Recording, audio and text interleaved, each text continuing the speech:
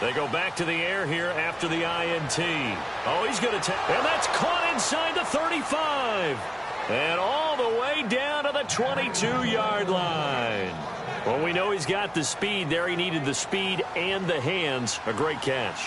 And because of that speed, you have to respect it as a defender. So you have to either play off or make sure you're somehow in contact with him.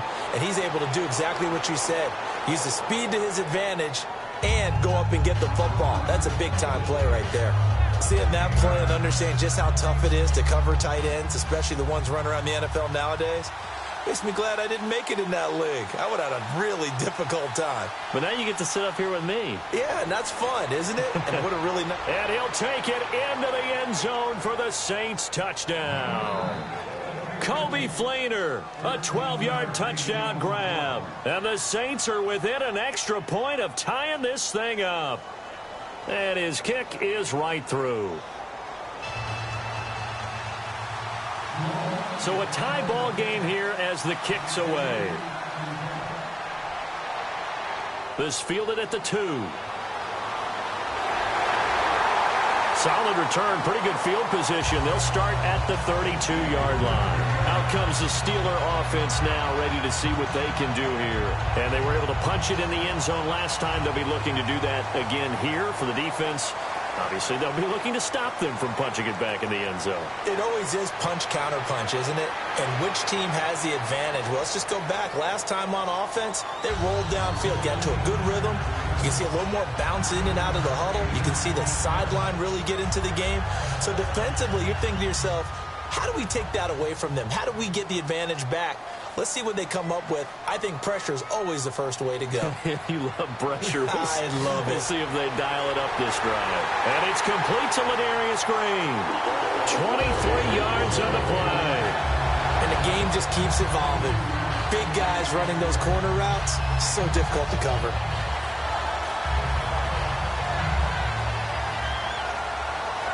Offense comes to the line now, 1st and 10.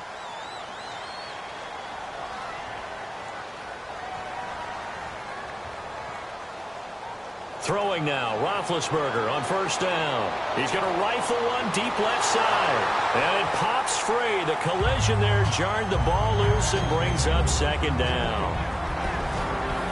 And now a look at the Saints starting defense. Stephon Anthony acclimated quite quickly to the NFL. As soon as he joined the team, he became their leading tackler. 2nd and 10. It's Roethlisberger once more. And he's got his man in stride, complete. 6 yards is the pickup, and that'll lead to a 3rd down. So completion on 2nd down, that brings up 3rd. They come out 5 wide, 3 of them to the right side.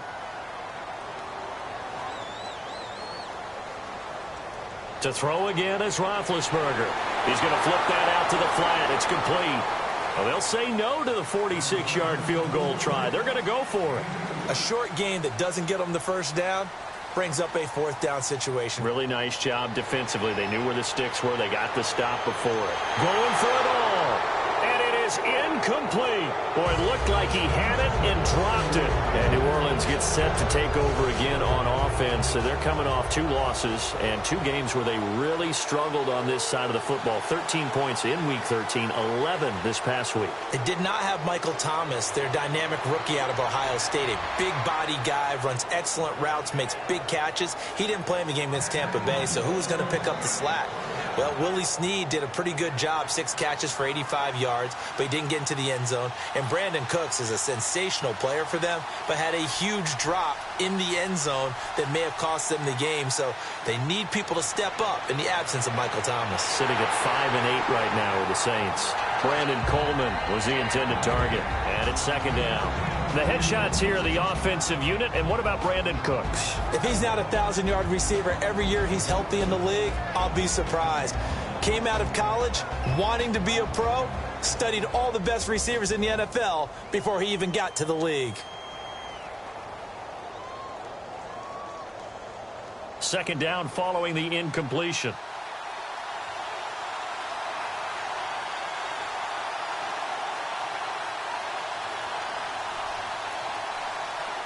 The play fake to Ingram. Now it's Breeze.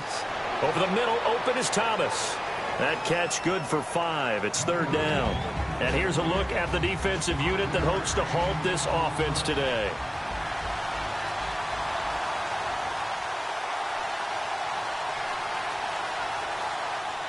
Now a man who sat out 3 seasons. This is Tim Hightower. And he's going to have a first down as he's brought down at the 44-yard line. With Charles Davis, I'm Brandon Gaudin. It's Saints football to begin quarter number 2. And they've got it here with a first down.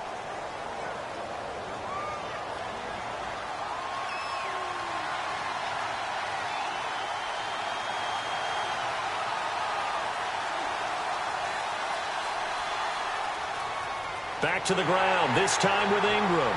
No gain on the play there, second down. Well, usually you don't think of the cornerback coming in for a no-gain play, but that's what we had there. Nice tackle. Yeah, and how about the range, too? Coming from the outside part of the play, moving his way into the inside and making that play happen. No gain for the offense, big play for the defense. Breeze to throw on second down. And he's got it over the middle, Flainer. That catch good for only a yard, and it'll be third down. Well, the strategy was evident there. Get it to your tight end and make it a one-on-one play with a cornerback. Who's usually going to win that one? The tight end, but not there. Not in this situation. How about the corner defeating that logic and making a really nice tackle? On play action, now Breeze. And incomplete here to bring up fourth down as the rookie couldn't haul it in.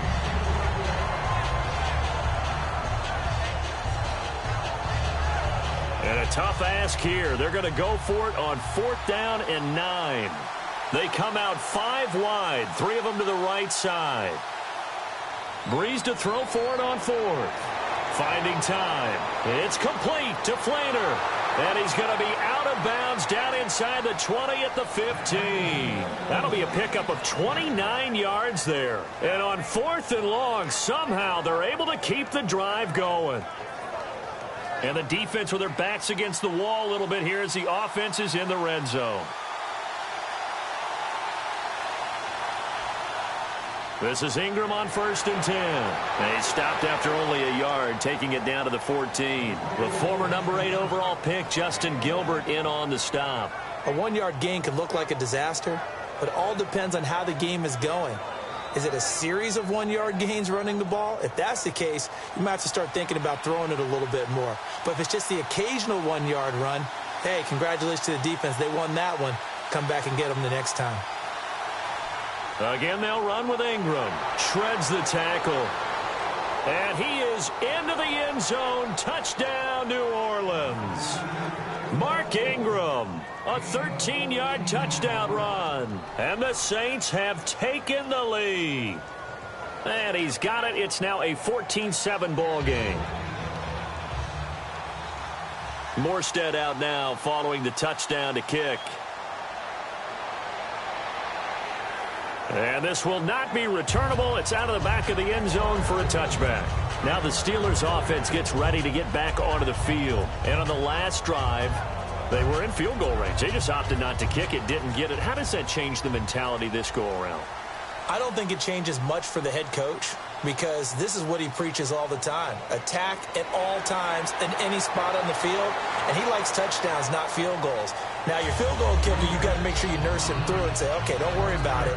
When we need you, you got to be ready to go. And the team, of course, loves to see points on the board. So let's see if it changes a little bit if they're in the same spot again. Yeah, we'll see what the decision is here if they get to that spot.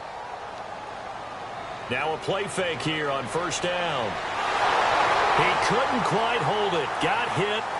Ball pops out. Incomplete. You know what I want to do right now while we have a moment? I want to hand out Charles Davis's hardware for top performers week 14. Okay, if we're going to do that, can we start with Le'Veon Bell with the Pittsburgh Steelers? Sure, Ward. 236 yards on the ground, ended up with 298 overall in the snow in Buffalo, and led his team to a win. Who else you got? I know you like Vic Beasley's performance for Atlanta. Well, 3 sacks, including a touchdown after the strip sack. He picked it up and ran it in. And I have to mention Aaron Rodgers. Playing hurt, had a hamstring 2 weeks ago, a calf this week. The Packers are on a nice little run now, pressing for a playoff spot. And the third down pass falls incomplete. He was looking to hit his running back, Le'Veon Bell, that time. Now 4th down. So here we go. The offense is going to stay out there. They're going for it on 4th and 8.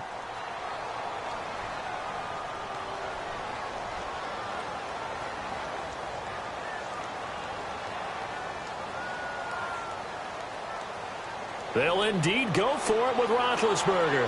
And he's